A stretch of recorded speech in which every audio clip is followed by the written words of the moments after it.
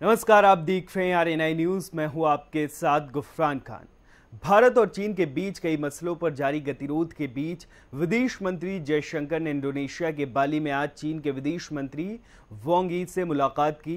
जयशंकर ने उनके साथ बातचीत में सीमा के हालात, चीन में भारतीय विद्यार्थियों और उड़ानों पर पाबंदियों को लेकर बातचीत की। तो चलिए बात करते हैं, चीन भारत के रिश्तों में कितना सुधार हुआ है।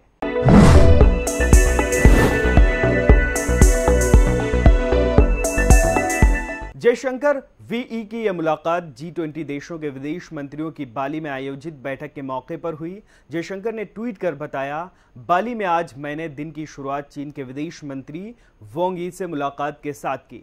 करीब 1 घंटे चर्चा चली। इसमें सीमा के हालात समेत सभी लंबित मुद्दों पर चर्चा हुई। मैंने अन्य मसलों के अलावा विद्यार्थियों और उड़ानों के मसले को भी उठाया। अंतर्राष्ट्रीय हालात और G20 बैठक में उसके प्रभाव की भी चर्चा की। इस साल मई में भारत और चीन ने सीमा पर तनाव को लेकर बातचीत की थी। बता दें, 2020 में लद्दाख की गलवान घाटी में हुए संघर्ष के बाद पैदा हुए गतिरोध को हल करने के लिए कई दौर की सैन्य और कूटनीतिक वार्ता हो चुकी है, लेकिन कुछ एक सीमा पॉइंट्स से ही सेना की वापसी हो सकी है। पूर्ण सैन्य वापसी पर गतिरोध कायम है। इससे पहले विदेश मंत्रालय के प्रवक्ता अरिंदम बागची ने कहा था, जहां तक पूर्वी लद्दाख में मौजूदा स्थिति का सवाल है, हमने राजनयिक और सैन्य दोनों माध्यमों से चीन पक्ष के साथ निरंतर संवाद कायम रखा है।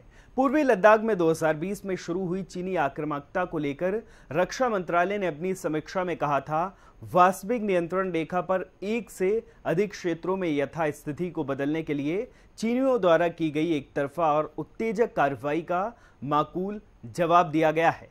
ये हम सब जानते हैं कि चीन और भारत की गिनती दुनिया के सभ्य देशों में होती है।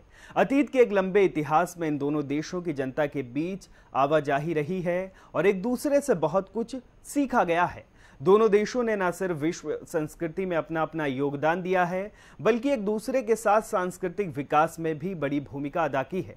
अगर चीन और भारत के बीच सांस्कृतिक आदान प्रदान ना होता तो दोनों देशों का सांस्कृतिक विकास आज जैसा बिल्कुल नहीं होता। चीन और भारत का सांस्कृतिक संबंध इतना घनिष्ठ और गहरा है, दुनिया में ऐसा और कोई दूसरा उदाहरण नहीं मिलता है। जाहिर है कि सांस्कृतिक आदान प्रदान दोनों देशों के मनमुटाव को मिटाने और लोगों की आपसी समझ को बढ़ाने के लिए मददगार है। आज के समय में दोनों देश विश्व शांति के लिए अहम भूमिका निभा सकते हैं। दुनिया के 40% आबादी इन्हीं दो देशों में रहती है।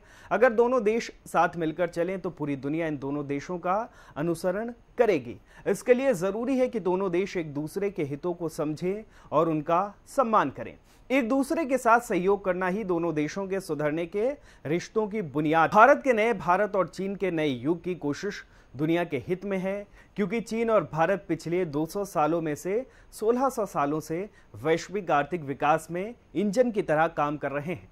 इसमें कोई दो राय नहीं कि भारत और चीन दोनों की सामाजिक प्रणाली अलग अलग है, फिर भी दोनों प्राचीन पूर्वी देश हैं। दुनिया के 2 सबसे बड़े विकासमान देशों के विकास को लेकर पूरी दुनिया आशावान है।